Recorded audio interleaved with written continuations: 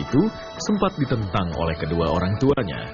Namun Mary tetap berkeyakinan bahwa suatu saat akan berhasil.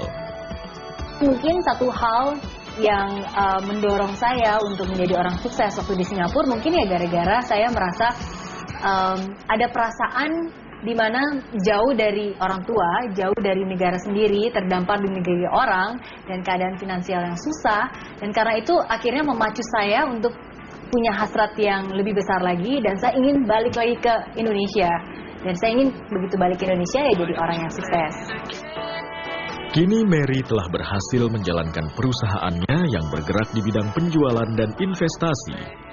Di hadapan ribuan orang, Mary menularkan kunci kesuksesannya itu dalam berbagai seminar dan pelatihan.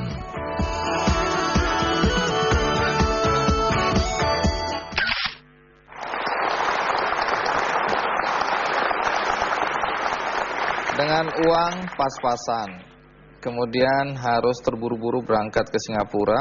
Iya. Tapi bagaimana kemudian Mary bisa bertahan di sana bahkan bisa sekolah? Karena kan waktu itu keadaan finansial juga kurang mendukung.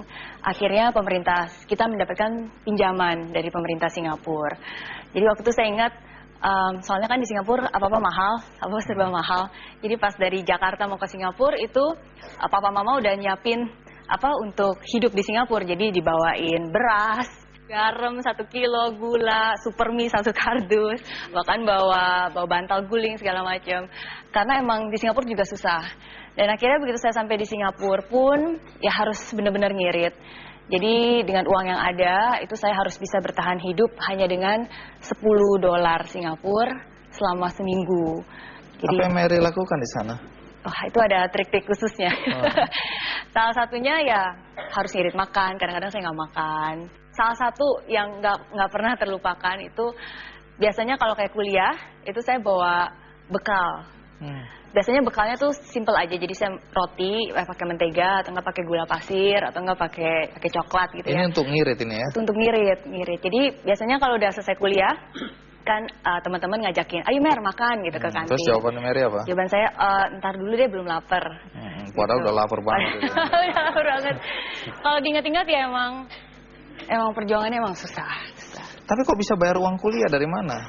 Soalnya kan dari pemerintah Singapura mengasih pinjaman, dia dikasih biaya pinjaman, dan pinjaman itu baru saya bayar ntar setelah lulus. Berapa besar itu? Jumlahnya 40.000 Singapura dolar. Jadi ngutang ini ya? Ngutang, Waktu iya. itu nggak takut nggak bisa bayar?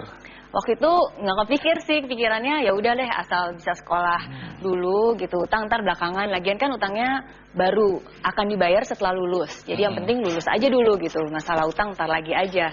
Kuliahnya di mana? Di NTU, Nanyang Technological Ambil apa? University. Ambil insinyur elektro. Terpengaruh orang tua ya? Iya benar. Singkatnya akhirnya tamat kuliah. Tapi waktu tamat itu kenapa Mary lebih memilih wirausaha daripada jadi pegawai? Itu juga gara-gara utang. Gara-gara kan yang faktor utang itu. Kan utangnya 40.000. Dan sebenarnya dolar Singapura ya? Dolar Singapura. Karena waktu itu emang keadaan saya kan susah ya. Dan karena perjuangan hidup itu akhirnya saya ingin untuk menjadi orang sukses dan ingin jadi jutawan gitu, punya 1 miliar, 1 juta dolar. Gara-gara utang itu juga akhirnya kan saya saya hitung. Jadi kan saya lihat kalau saya kerja di